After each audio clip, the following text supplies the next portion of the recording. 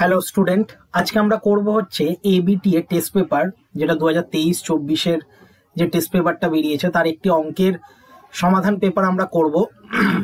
মানে অঙ্কের সমাধান আমরা করব, যেটা হচ্ছে পেজ নম্বর 381-তে পাবে। 381-র আগে পর্যন্ত যতগুলো পেজ রয়েছে তার সমস্ত সমাধান আমি করিয়ে রেখেছি। তোমরা যদি না দেখে থাকো তাহলে ডেসক্রিপশনে লিঙ্ক দেওয়া রয়েছে, সেখান থেকে তোমরা চেক করতে পারো।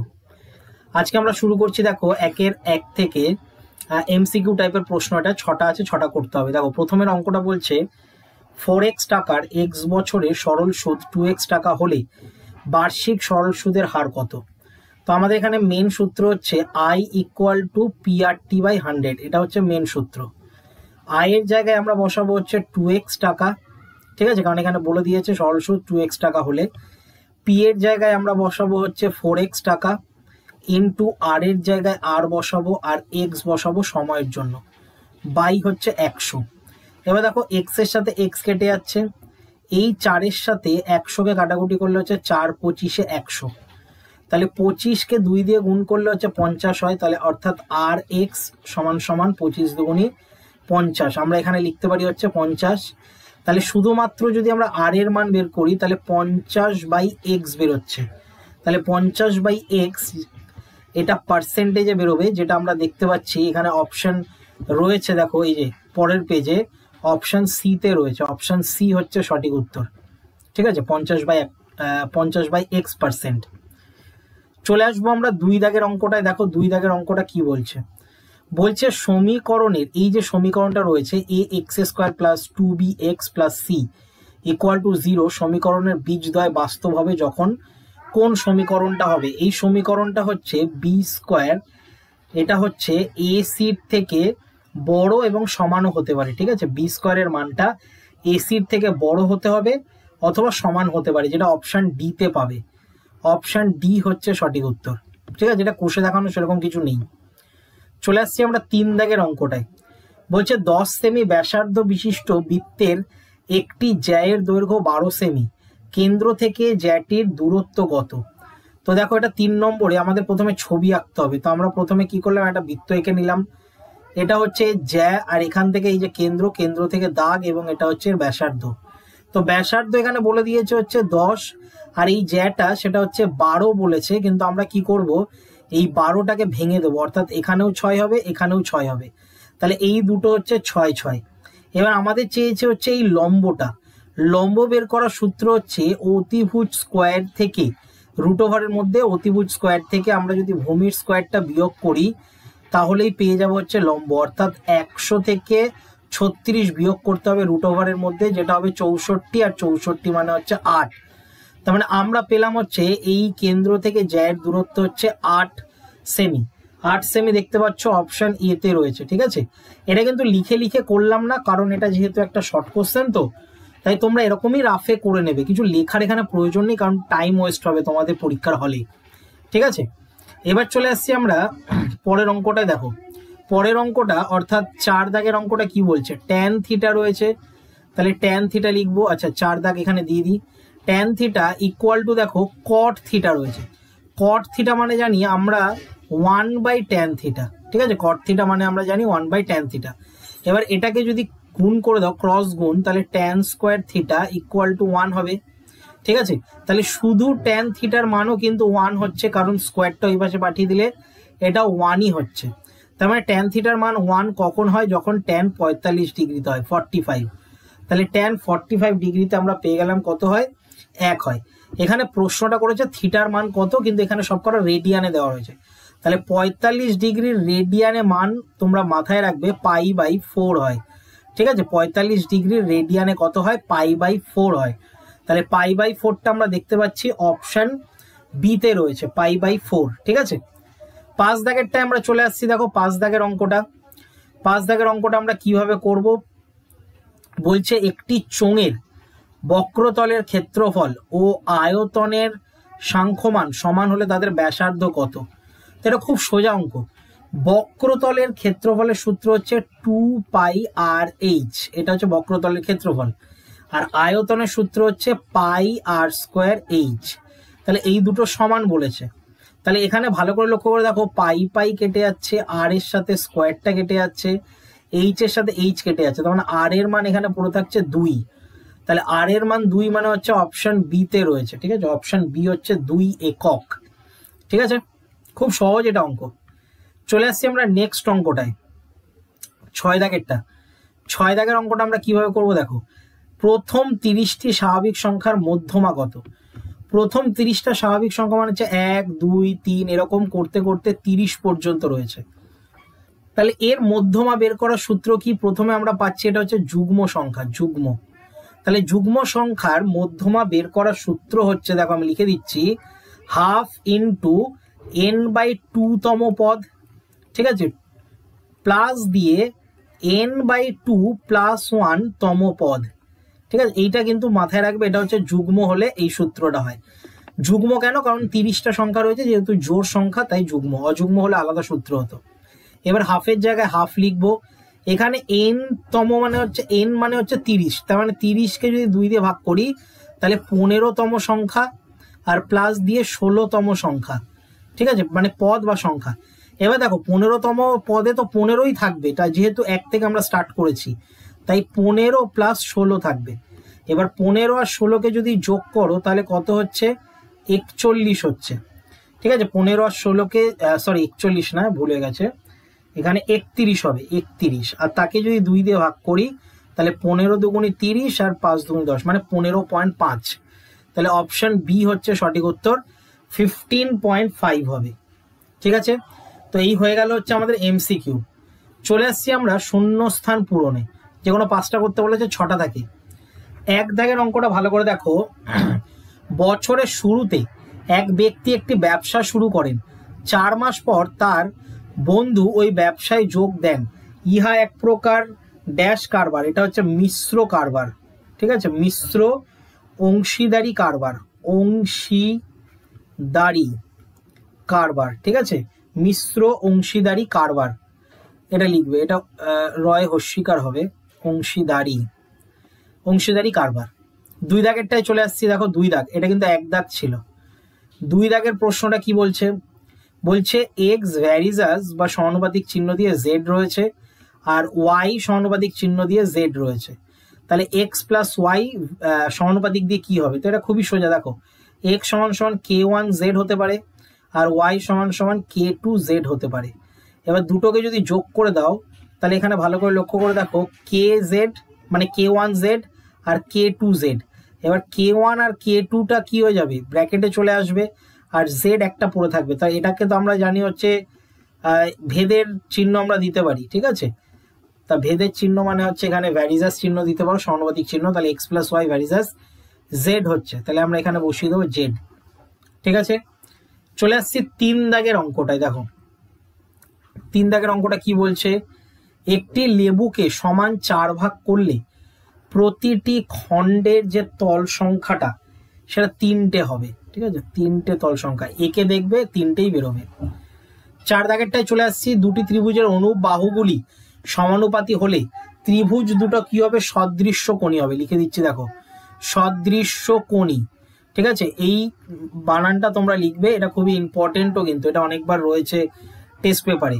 চলে আসছি 5 দাগেরটায়, বলছে sec square theta plus tan square theta equal to 2 হলে sec 4 রয়েছে টু দি পাওয়ারে, আর মাইনাস দিয়ে tan রয়েছে টু দি পাওয়ারে 4, এটার মান কত আমাদেরকে বের করতে হয়। তাহলে অঙ্ক যেটা দিয়েছে আগে সেটা আমরা টুকে নিই 5 দাগ দিয়ে।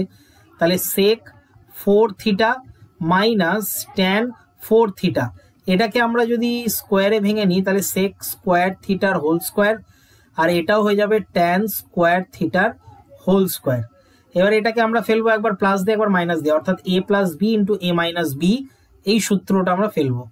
তাহলে এখানেও তাই হবে, sec square theta plus tan square theta এটা বসবে, আবার একটা বসবে হচ্ছে sec square theta minus tan square theta.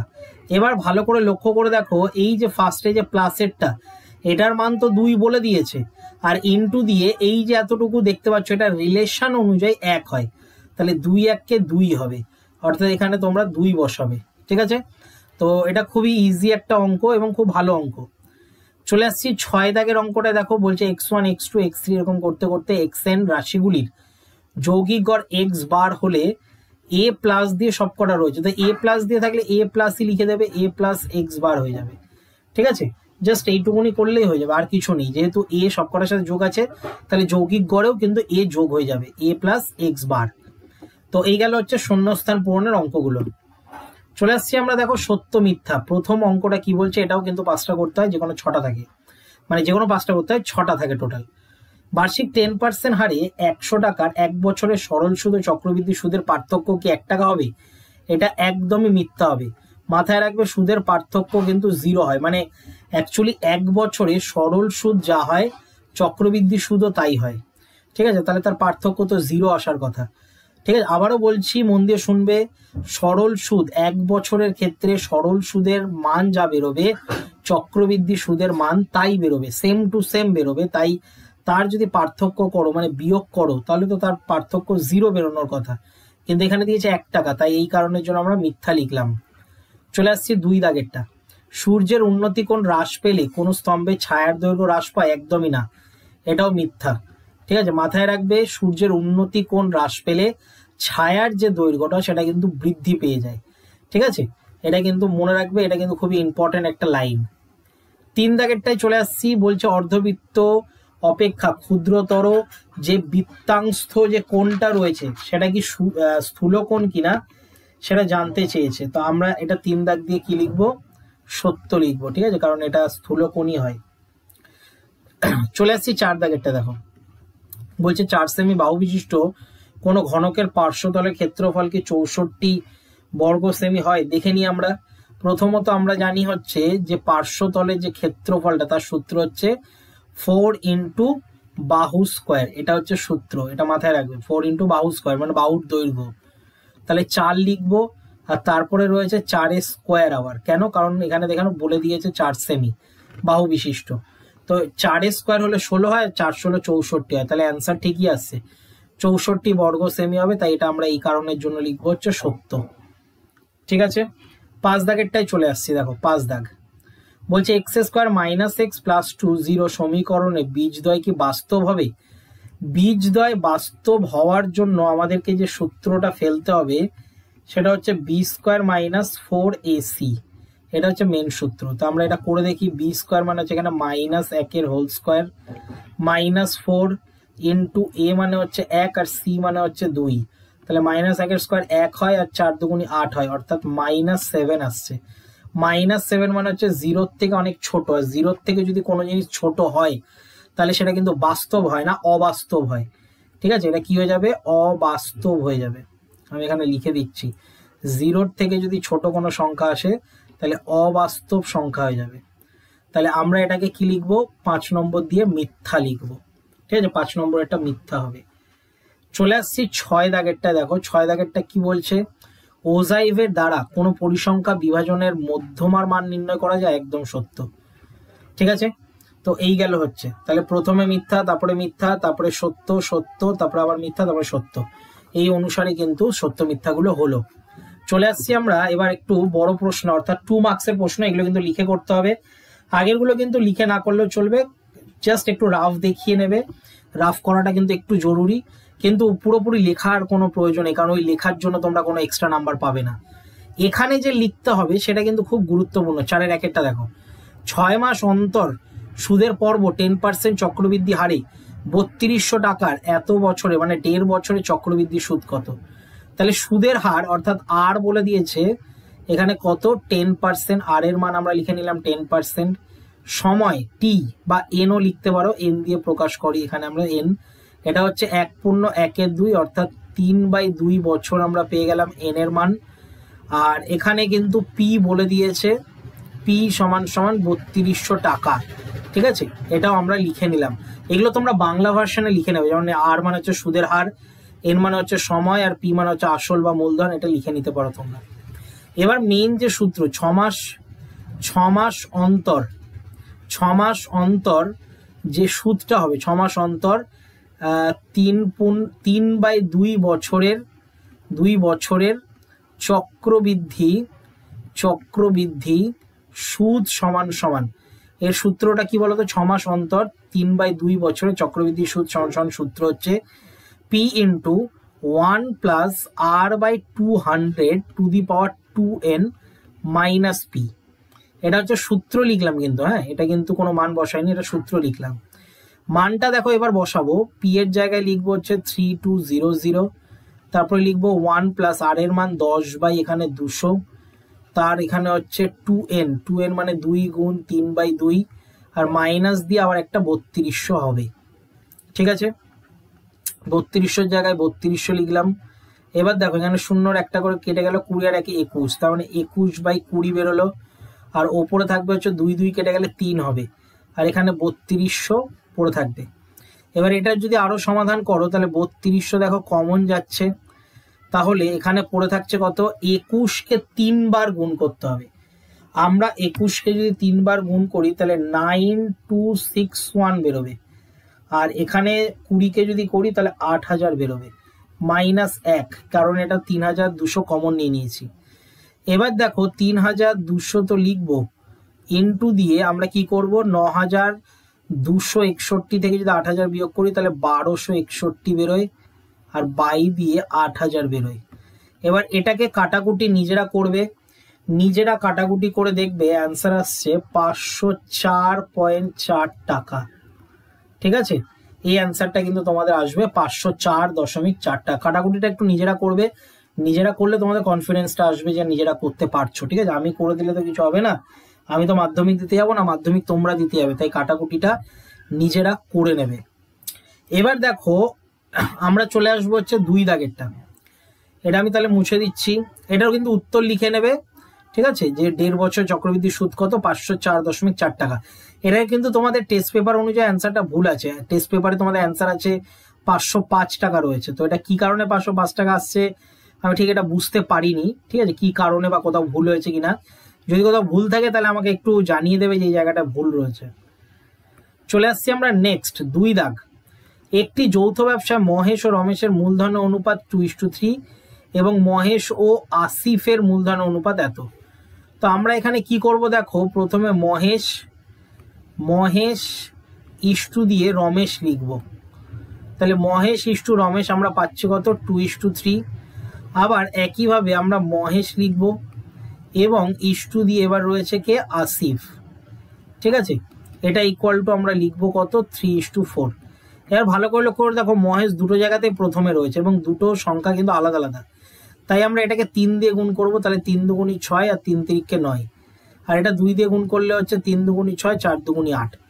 তাহলে আমরা বলতে পারি মহেশ কমা রমেশ ও আসিফের মূলধনের অনুপাত, এই তিনটে মিলিয়ে অনুপাত তাহলে কি দাঁড়াচ্ছে, 6:9:8। তাহলে তিনজনের মূলধন অনুপাত আমরা পেয়ে গেলাম। এবার লাভ কত হচ্ছে, 4600 টাকা। তাহলে বছরের শেষে এখানে লিখে দিচ্ছি, বছরের শেষে লাভ হয় 4600 টাকা। ঠিক আছে, তাহলে 4600 টাকা লাভ হচ্ছে। তাহলে আমরা এবার কি করব, সুতরাং দিয়ে আমরা এটা লিখতে পারি। সুতরাং আমরা এবার কার লিখবো, এখানে চেয়েছে কার, রমেশের লভ্যাংশ। তাহলে রমেশের লভ্যাংশ, তাহলে রমেশের লভ্যাংশ সমান সমান 4600 গুণ দিয়ে আনুপাতিক ভাগার কত রয়েছে, এখানে দেখে নাও রমেশের 9 রয়েছে। তাহলে 9 বাই কত হচ্ছে, 8 8 16 17 17 18 19 20 21 22 23। তাহলে এখানে নিচে হচ্ছে 23 টোটাল। 23 দিয়ে 46কে কাটাকুটি করলে 200 হয়, 200কে 9 দিয়ে গুণ করলে 1800 হয়। তাহলে 1800 টাকা রমেশের লভ্যাংশ। ঠিক আছে, 1800 টাকা রমেশের লভ্যাংশ হবে। তো আশা করি অঙ্কটা বুঝতে পেরেছো। পুরোটাই লিখে করাচ্ছি, কারণ অনেকে আমাকে কমেন্ট করে জানাচ্ছ যে স্যার আপনি লিখে করাচ্ছেন না, তো আমি পুরোই লিখে দিচ্ছি। যেটা অনেকটা লেখা সেটা একটু নিজেদেরকেও তো লিখতে হবে। ঠিক আছে, একটু নিজেরাও লিখলে কি বলতো তোমাদের সুবিধা। 3 দাগের অঙ্কটা চলে আসবো। 3 দাগের অঙ্কটা বলছে এ ও বি এর মান কত হলে ax² plus bx minus 10 equal to 0 সমীকরণের বীজদ্বয় -2 ও 5/3 হবে, মানে -2 আর একটা 5/3 হবে। সেটা আমরা কি করে বের করবো, দেখো প্রথমে এখানে দুটো মান বলে দিয়েছে আলফার বিটা, তার মানে আমরা এখানে লিখতে পারি আলফা প্লাস বিটার মান, যেটার মেন সূত্র হচ্ছে মাইনাস বি বাই এ, এটা আমরা লিখতে পারি। আলফার মান বলে দিয়েছে দেখো -2 আর প্লাস দিয়ে এটার মান বলে দিয়েছে 5/3 equal to minus b by a, তার মানে এখানে মাইনাস বি বাই এ আমরা লিখে দেবো বি বাই এ। ঠিক আছে, এবার আমরা এখানে কি করব, এখানে ভালো করে লক্ষ্য করে দেখো লসাগু যদি করি তাহলে ওপর হয়ে যাবে 3 দুগুণে 6 প্লাস 5 বাই দিয়ে 3 equal to minus b by a. এটার যদি কাটাকুটি করো তাহলে এটা ভালো করে লক্ষ্য করে দেখো মাইনাস 1/3 বেরোবে আর এই পাশে মাইনাস বি বাই এ বেরোবে, তাহলে মাইনাস মাইনাস কেটে গেল। এখান থেকে আমরা বলতে পারি যে এ সমান সমান 3b, এতটুকু আমরা বলতে পারি।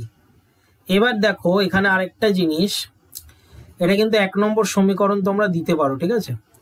এবার আরেকটা জিনিস, আলফা বিটার মান আমরা জানি হচ্ছে সি বাই এ, তাহলে সি হচ্ছে এখানে কত -10 আর বাই এ মানে হচ্ছে এ, -10/a। এবার এখানে কি করব, আলফার মান তো বলে দিয়েছে, আলফার মান এখানে কত বলেছে -2 আর গুণ চিহ্ন দিয়ে 5/3, এটা আমরা করে নিলাম। এবার আমরা কি করব, এখানে 10/a লিখবো। এবার দেখো এটা যদি কাটাকুটি যায় করবো তাহলে -5 দুগুণে 10/3 আর এখানেও -10/a, তাহলে মাইনাস মাইনাস কেটে গেল, আবার 10 কেটে গেল, তাহলে এর মান আমরা পাচ্ছি কত 3। তার মানে এর মান যদি 3 পাই তাহলে বি এর মান আমরা কিভাবে বের করব, দেখো বি এর মান বের করা খুব সহজ। 1 নম্বর যে সমীকরণটা রয়েছে 1 নম্বরে এ সমান সমান 3 বসিয়ে, ঠিক আছে, 1 নম্বরে এ সমান সমান 3 বসিয়ে পাই, তাহলে এর জায়গায় যদি 3 হয় তাহলে 3 ইকুয়াল টু 3b, তাহলে সুতরাং দিয়ে আমরা বলতে পারি বি এর মান হচ্ছে 1। ঠিক আছে, তাহলে এর মান হচ্ছে এখানে 3 আর বি এর মান হচ্ছে 1। চলে আসছি আমরা নেক্সট অঙ্কটা। দেখো নেক্সট অঙ্কটা আমরা কিভাবে করব, 4 দাগেরটা বলছে √5 প্লাস √2 ভাগ √7 সমান 1/7 √35 প্লাস √k রয়েছে, এটা কিভাবে করব দেখে নাও।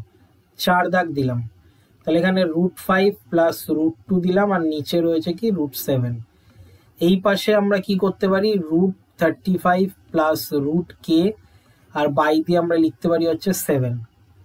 এবার ভালো করে লক্ষ্য করে দেখো এই 7 কে ভাঙা যায়, তাহলে আমরা এখানে বা দিয়ে কি করব, √5 প্লাস √2 বাই দিয়ে √7 থাকবে, এখানে √35 প্লাস √k আর এখানে 7 যে রয়েছে এটাকে ভেঙে দিলে √7 ইন্টু √7 হবে।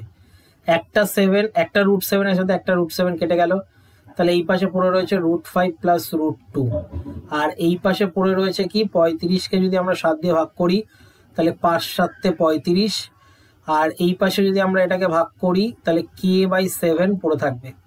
ঠিক আছে, তাহলে √5 আমরা তুলনা করে পাই। এবার লিখবো কি, তুলনা করে পাই বা অভেদের নিয়ম অনুসারে। ঠিক আছে, অভেদের নিয়ম অনুসারে বা তুলনা করে পাও। 5 5 √5টা তো কেটে যাচ্ছে, তাহলে সুতরাং দিয়ে আমরা লিখতে পারি √k/7 ইকুয়াল টু √2। তাহলে 7টা ওই পাশে চলে গেলে কি হবে বলতো, √k ইকুয়াল টু 7 দুগুণে 14, তার মানে শুধু k এর মান আমরা বের করতে পারি হচ্ছে 14। ঠিক আছে, এটাই হচ্ছে এই অঙ্কটার অ্যান্সার, k এর মান অ্যান্সার 14 বেরোবে। চলে আসছি আমরা নেক্সট অঙ্কটায়, দেখো কিভাবে করব। নেক্সট অঙ্ক, এটা একটা জ্যামিতির অঙ্ক, 5 দাগেরটা বলছে ও কেন্দ্রীয় বৃত্তের এবি একটি ব্যাস, যদি এবি সিডির ওপর লম্ব হয় আর কোণ এডিসি 50 ডিগ্রি হয় তবে কোণ সিএডির মান কত, এটা আমরা কিভাবে বের করবো দেখো। তো এটা 5 নম্বর দাগ দিলাম, এটার প্রথমে ছবিটা আঁকাই খুব জরুরি। তো এটা হচ্ছে একটা গোল আঁকলাম, গোল আঁকার পর এই ব্যাস অনুযায়ী যাবে, এই যে ব্যাস এখানে হচ্ছে তার কেন্দ্র, এটাকে ও ধরতে পারো, এবং তারপরে এখান থেকে একটা দাগ যাচ্ছে, তারপরে এখান থেকে একটা দাগ যাচ্ছে, তারপরে এখান থেকে একটা দাগ যাচ্ছে। ঠিক আছে, আর এখান থেকে একটা দাগ যাচ্ছে, এখান থেকে একটা দাগ এখানে যাচ্ছে। তো এইভাবে দাগটা যাচ্ছে। এবার নামকরণ করে দেবো, এটা হচ্ছে এ, এটা বি, এটা সি, এটা ডি, আর এই যে ছেদ করছে যে জায়গায় তার নাম দিলাম পি।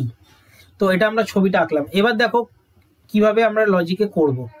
প্রথমে এ সি বি যেটা, সেটা হচ্ছে 90 ডিগ্রি, কারণ অর্ধবৃত্তস্থ কোণ। আমি কিন্তু এখানে লিখলাম না, তোমরা কিন্তু লিখে নেবে অর্ধবৃত্তস্থ কোণ, থার্ড ব্র্যাকেটে অর্ধবৃত্তস্থ কোণের জন্য। এবার এখান থেকে দেখো আমরা পি এ ডি যেটা পাচ্ছি সেটাও আমরা কিন্তু 90 থেকে 50 বিয়োগ করে দেবো, অর্থাৎ 40 ডিগ্রি পাবো। ঠিক আছে, এবার প্রশ্ন হচ্ছে এটা কি করে বের করলাম। দেখো ভালো করে বুঝবে। পি এ ডি যেটা, পি এ ডি অর্থাৎ এই যে কোণটা দিয়ে দেখতে পাচ্ছ, ঠিক আছে, পি এ ডি, এই কোণটা আমাদের বের করতে গেলে কি করতে হবে বলতো, 90 ডিগ্রি থেকে, অর্থাৎ এ সি বি, এই যে এই কোণটা যে দেখছো, এই কোণটা এসিবি, এই কোণটা থেকে আমাদেরকে কি করতে হলো, 50 বিয়োগ করতে হলো। 50 এবার কোথা থেকে পেলাম, এ ডি সি থেকে, এ তারপরে ডি তারপরে সি, এই যে এই কোণটা থেকে, এই কোণটা থেকে আমরা বিয়োগ করলাম। ঠিক আছে, নাম হচ্ছে পি, তারপরে এ, তারপরে হচ্ছে ডি, পি এ ডি কোণের মান আমরা এটা বের করলাম। এবার পি এ ডি আমরা যদি এটা বের করে নিই, তাহলে আমাদেরকে ভালো করে লক্ষ্য করে দেখো যে কোণটা রয়েছে বি এ ডি, সেটা ইকুয়াল টু 40 ডিগ্রি। ঠিক আছে, বি এ ডি 40 ডিগ্রি কোণটা দেখে নাও, বি তারপরে এ তারপরে ডি, এই যে বি এ ডি, মানে পি এ ডি যেটা সেটাই তো বি এ ডি, মানে এক্সটেন্ড ভার্সন। ঠিক আছে, বাড়িয়ে বাড়িয়ে লেখা হয়েছে। এবার দেখো ভালো করে, এ বি সি যেটা, সেটা সমান সমান আমরা বলতে পারি এ ডি সি, এবং এটা সমান সমান আমরা বলতে পারি 50 ডিগ্রি। এ বি সি মানে হচ্ছে দেখো এ তারপরে বি তারপরে সি, এই যে কোণটা এ বি সি, আর এ ডি সি, এ তারপরে ডি তারপরে সি, এই যে এই কোণটা, এই দুটো কোণ কিন্তু 50 ডিগ্রি। ঠিক আছে, এটা আমরা লিখে নিয়েছি 50 ডিগ্রি। তো এই দুটো যদি 50 ডিগ্রি আমরা লিখে নিই, তাহলে আমরা যে ত্রিভুজটা পাচ্ছি, ত্রিভুজটার নাম কি, এ বি সি। তো এই এ বি সি ত্রিভুজের কোণ সি এ বি যদি আমাদেরকে বের করতে হয়, কোণ সি তারপরে এ তারপরে বি, অর্থাৎ এই কোণটা যদি বের করতে হয়, তাহলে আমাদেরকে কি করতে হবে, 90 ডিগ্রি থেকে ওই দুটো কোণ বিয়োগ করতে হবে, মানে এই 50 বিয়োগ করতে হবে। ঠিক আছে, কোণ এবিসি বিয়োগ করতে হবে, তাহলে এটাও আমরা পাবো কত, 40 ডিগ্রি। ঠিক আছে, তার মানে এটাও আমরা পেলাম কত, 40 ডিগ্রি। এবার এখানেও 40 পেয়েছি, তার নিচেরটাতেও 40 পেয়েছি, তাহলে সুতরাং দিয়ে আমরা কি করব, কোণ সি এ ডি সমান সমান, প্রথমে আমরা পেলাম হচ্ছে কোণ সি এ বি যেটা 40 ডিগ্রি, তারপরে পেলাম হচ্ছে বি এ ডি যেটাও 40 ডিগ্রি, তার মানে 40 যোগ 40, তাহলে আমরা পেলাম কত, 80 ডিগ্রি। তাহলে 80 ডিগ্রি হচ্ছে এই অঙ্কটা অ্যান্সার, যেটা বের করতে বলেছিল। ঠিক আছে, সি এ ডি 80 ডিগ্রি, তোমাদের উত্তর পুরো বাক্যে লিখতে হবে, না হলে কিন্তু নাম্বার কমে যাবে। চলে আসছি আমরা নেক্সট অঙ্কটা। দেখো 6 দাগের অঙ্কটা বলছে কি, বলছে 8 সেমি ও 3 সেমি ব্যাসার্ধ বিশিষ্ট দুটি বৃত্তের কেন্দ্রদ্বয়ের যে দূরত্বটা, সেটা 13 সেমি। বৃত্ত দুটির একটি সরল সাধারণ স্পর্শকের দৈর্ঘ্য কত। তো আমরা এটা করব হচ্ছে 6 দাগ দিয়ে। দেখো প্রথমে আমরা একটা বড় বৃত্ত আঁকলাম যেটা বলে দিয়েছে 8 সেমি, আর একটা ছোট বৃত্ত আঁকলাম, বৃত্তটা হলো না, এটা একটা ছোট বৃত্ত আঁকলাম যেটা বলে দিয়েছে 3 সেমি। তা তাদের সাধারণ স্পর্শক এরকম ভাবে হবে, তার কেন্দ্র থেকে এই কেন্দ্র পর্যন্ত দাগ হবে, এখানে এইভাবে যাবে, তারপরে এটাও এখানে এইভাবে যাবে, আর এখান থেকে এতদূর পর্যন্ত দাগটাকে আমরা কিন্তু কর্ণের দাগ বলি। তো এটার আমরা নামকরণ করে দেবো, ধরো এটা এ, এটা বি, তারপরে এটা ডি, তারপরে এটা ই, আর এটার নামকরণ করবো হচ্ছে সি। এবার দেখো এখানে তথ্য কি দিয়ে দিয়েছে, এ ডি সমান সমান 8 সেমি, তারপরে বি সি সমান সমান 3 সেমি, আর তারপরে এ ই যেটা আমরা বের করব সেটা হচ্ছে 8 থেকে 3 বিয়োগ করে দেবো, অর্থাৎ 5 সেমি পেয়ে যাব। ঠিক আছে, এবার আমাদেরকে যেটা বের করতে হবে, বিই যেটা বের করতে হবে, বিই বের করতে গেলে √13 স্কোয়ার মাইনাস 5 স্কোয়ার করতে হবে। কেন বলো তো করতে হবে, কারণ এটা একটা সমকোণী ত্রিভুজ, এখানে 90 ডিগ্রি তৈরি হচ্ছে, এটা একটা সমকোণী ত্রিভুজ। তাই সমকোণী ত্রিভুজের ক্ষেত্রে √ অতিভুজ স্কোয়ার মাইনাস এখানে লম্ব বা ভূমি যাই ধরো না কেন সেটা মাইনাস করতে হবে। তাহলে আমরা মাইনাস করলে দেখো 169 হচ্ছে, আর মাইনাস দিয়ে 5 5 25 হচ্ছে। ঠিক আছে, তাহলে 169 থেকে 25 বাদ দিলে হচ্ছে 144, আর 144 মানে হচ্ছে 12 সেন্টিমিটার। তাহলে এই অ্যান্সারটা হচ্ছে কত? 12 সেন্টিমিটার অঙ্কটা। চলে আসছি আমরা নেক্সট অঙ্কটায়। নেক্সট অঙ্কটা দেখো আমরা কিভাবে করব। 7 দাগেরটা, ABCD ট্রাপিজিয়ামের ABCDর সাথে লম্ব এবং সমান্তরাল, ঠিক আছে, লম্ব না সমান্তরাল, AD ও BC বাহুর ওপর P ও Q বিন্দু দুটি এমনভাবে অবস্থিত যে PQ সমান্তরাল DC। যদি PD এর মান 18 সেমি, BQ এর মান 35 সেমি আর QC এর মান 15 সেমি হয়, তবে AD এর দৈর্ঘ্য কত? AD এর দৈর্ঘ্য জানতে চেয়েছে, তাই আমরা এখানে 7 নম্বর দেব। তো আমরা প্রথমে কি করব, এখানে দেখে নাও, একটা আমরা ট্রাপিজিয়াম এঁকে নিলাম। ঠিক আছে, এখানে এটা ভুল হয়ে গেছে, তো আমরা প্রথমে এটা কি করব, এইভাবে এঁকে নেব। এবার এটা সমান্তরাল এখানে হবে, এটার নামকরণ করব A, B, এটা C, এটা D, এটা P, এটা Q। এবার এখানে কি কি বলে দিয়েছে দেখে নাও, AB সমান্তরাল DC এর ওপর, আর PQ হচ্ছে সমান্তরাল DC। তাহলে দুটোই যদি DC হয় তাহলে আমরা বলতে পারি AB সমান্তরাল PQ, সুতরাং দিয়ে আমরা এটা বলতে পারি। ঠিক আছে, আবার এর সাথে সমান্তরাল DC এটাও লিখতে পারি, তিনটেই সমান্তরাল। এবার তিনটে সমান্তরালের একটা সূত্র রয়েছে যেটা হচ্ছে AP বাই PD আর সমান সমান দিয়ে BQ বাই QC। এটা কিন্তু একটা সূত্র, এটা কিন্তু মাথায় রাখবে। এপির জায়গায় আমরা এপি লিখবো যেটার মান জানি না, পিডির যে মানটা সেটা 18, আর এই পাশে হচ্ছে বিকিউ মানে হচ্ছে 35 আর কিউসি মানে হচ্ছে 15, 35/15। এবার এটাকে যদি ক্রস গুণ করো, তার মানে আমরা যদি শুধু এপির মান বের করি, তাহলে 18-র সাথে 35 গুণ করে তাকে 15 দিয়ে ভাগ করতে লাগবে। তাহলে 18 গুণ 35/12, এটাকে যদি বাই 15, এটাকে যদি কাটাকুটি করো তাহলে 42 অ্যান্সার আসবে। ঠিক আছে, 42। তাহলে এপির মানটা যদি 42 হয়, তাহলে আমাদের পুরো এডি চেয়েছে, তাহলে সুতরাং দিয়ে আমরা এডির মান লিখতে পারি 42 যোগ 18।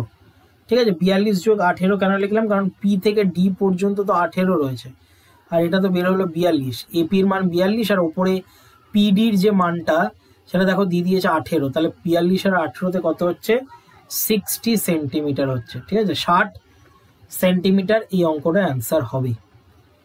চলে আসছি আমরা নেক্সট অঙ্কটায়। দেখো 8 দাগেরটা, 8 দাগের অঙ্কটা আমাদের বলে দিয়েছে সাইন 2 থিটা ইকুয়াল টু দিয়ে বলে দিয়েছে কস 4 থিটা। তাহলে এটাকে আমরা যে কোনো একটাকে চেঞ্জ করতে পারি, তাহলে সাইন 2 থিটার জায়গায় 2 থিটা থাকবে, আর কজের জায়গায় আমরা লিখতে পারি সাইন 90 ডিগ্রি মাইনাস 4 থিটা। পুরো কোণ অনুযায়ী এটা চেঞ্জ হয়ে যায়। এবার ভালো করে লক্ষ্য করে দেখো, সাইন উঠে যাচ্ছে, তাহলে 2 theta plus 4 theta equal to 90 degree হচ্ছে। এবার দেখো এখানে 4 আর 2 কত হয়ে যাচ্ছে, 6 থিটা ইকুয়াল টু 90 ডিগ্রি। আর শুধুমাত্র থিটার মান যদি আমরা বের করি, 6 কে 6, 7, 8, 9 মানে 30, 5, 6, 30 মানে 15 ডিগ্রি হয়ে যাচ্ছে। তাহলে সুতরাং দিয়ে আমাদের ট্যান 3 থিটার মান অর্থাৎ 45 ডিগ্রির মান আমাদেরকে বের করতে হবে, যেটা অ্যান্সার কিন্তু 1 হচ্ছে। বুঝতে পারলে, 3 থিটা মানে তো আমরা জানি থিটা মানে তো 15, তাহলে 3 15 কত হয়, 45 ডিগ্রি হয়। তাই এখানে আমরা কিন্তু 45 ডিগ্রিটাই বসিয়েছি, যেটা অ্যান্সার কিন্তু 1 আসছে। ঠিক আছে, আশা করি এটা বুঝতে পেরেছো। চলে আসছি আমরা নেক্সট অঙ্কটায়। দেখো 9 দাগেরটা, এবিসি সমকোণী সমদ্বিবাহু ত্রিভুজের বি হচ্ছে সমকোণ, ডিএসি এর মধ্যবিন্দু হলে সাইন এবিডি এর মান কত? তাহলে এটা আমরা করব হচ্ছে IX দিয়ে। তাহলে এখানে একটা সমকোণী ত্রিভুজ আমরা এঁকে নিলাম। এই সমকোণী ত্রিভুজের এটা বলে দিয়েছে বি কোণ, আর এটা বলে দিয়েছে হচ্ছে এ কোণ, আর এটা বলে দিয়েছে সি কোণ। আর এখান থেকে এটা দাগ যাচ্ছে, যেটার নামকরণ করা হয়েছে ডি। তাহলে এখান থেকে এইটুকুনি তো 90 ডিগ্রি হবে। ঠিক আছে, এটা 90 ডিগ্রি হবে, আর এটা 45 ডিগ্রি বলে দিয়েছে। একটা 90 ডিগ্রি, একটা 45 ডিগ্রি বলে দিয়েছে। ঠিক আছে, দাঁড়াও, এটা 45 ডিগ্রি বলেনি, আমাদের এই 45 ডিগ্রিটা বের করতে হবে। কি করে বের করব, ভালো করে লজিক দিয়ে বুঝবে। দেখো যেহেতু সমকোণী সমদ্বিবাহু ত্রিভুজ, তার মানে এই বাহুটার সাথে এই বাহুটা সমান, তাহলে এই বাহুটার অপোজিট কোণ আর এই বাহুটার অপোজিট কোণ, মানে এই দুটো কোণ সমান হবে। এবার দেখো এটা যদি 90 ডিগ্রি হয়, তাহলে এইখান থেকে যে এই যে দাগটা গেছে, এটা তো সমকোণ সমদ্বিখণ্ডিত করেছে। তাহলে সমদ্বিখণ্ডিত যদি করে, তাহলে BAD যেটা, ঠিক আছে, যেহেতু AB ইকুয়াল টু BC আমরা লিখতে পারি, তাহলে সেহেতু BAD যেটা, ঠিক আছে, দেখো BAD এটাকে আমরা কি করতে পারি, 90কে 2 দিয়ে ভাগ করতে পারি, অর্থাৎ 45 ডিগ্রি হবে। তাহলে এইটা কিন্তু আমরা পেয়ে গেলাম কত, 45 ডিগ্রি, তার মানে এটাও পেয়ে গেলাম 45 ডিগ্রি। এবার আমাদেরকে যেটা বের করতে হবে সেটা হচ্ছে ABD, এই যে বি কোণটা, ঠিক আছে, মানে A তারপরে B তারপরে D, এই যে এই ছোট্ট যে কোণটা দেখতে পাচ্ছ, এই ছোট্ট কোণটা আমাদেরকে বের করতে হবে। তাহলে একটা 90 পেয়েছি, এখানে একটা 45 পেয়েছি, তাহলে বাকিটা আমরা বের করতে পারবো 180 থেকে।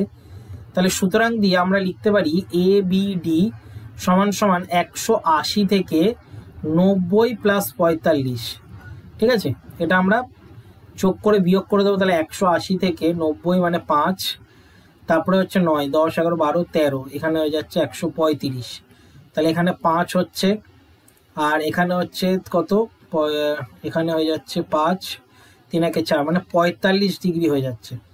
তাহলে আমাদের এখানে বসিয়ে দিতে হবে কত, সাইন কোণ ABD, অর্থাৎ সাইনের মান 45 ডিগ্রি এখানে বসাতে হবে, যেটার মান 1/√2 হবে, ঠিক আছে। তাহলে এটার অ্যান্সার কি লিখবে, 1/√2। এটা একদম লজিক্যালি অঙ্ক, এই লজিকে তোমাদেরকে করতে হবে। চলে আসছি আমরা নেক্সট অঙ্কটা। দেখো নেক্সট অঙ্কটা আমরা কিভাবে করব দেখে নাও। বলছে 10 দাগেরটা, সম আয়তন বিশিষ্ট দুটি আয়ত ঘনের দৈর্ঘ্যের অনুপাত দিয়ে দিয়েছে এবং প্রস্থের অনুপাতও দিয়ে দিয়েছে। প্রথমটির উচ্চতা 10 সেমি হলে দ্বিতীয়টির উচ্চতা কত? তাহলে দ্বিতীয়টির মনে করি দ্বিতীয়টির উচ্চতা বলে আমরা ধরে নিলাম কত, H সেমি বা H একক, সেন্টিমিটার আছে তাই এখানে সেন্টিমিটারই ধরবো। এটা কত দাগের অঙ্ক যেন ছিল, এটা হচ্ছে X দাগের অঙ্ক, ঠিক আছে।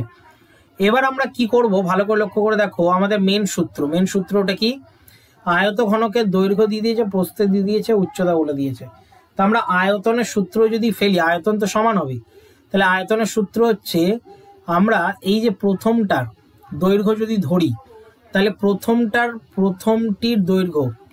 প্রথমটির দৈর্ঘ্য আমরা ধরে নিলাম কি 2x, প্রথমটার দৈর্ঘ্য ধরে নিলাম 2x, আর দ্বিতীয়টির দৈর্ঘ্য আমরা ধরে নিলাম হচ্ছে 3x।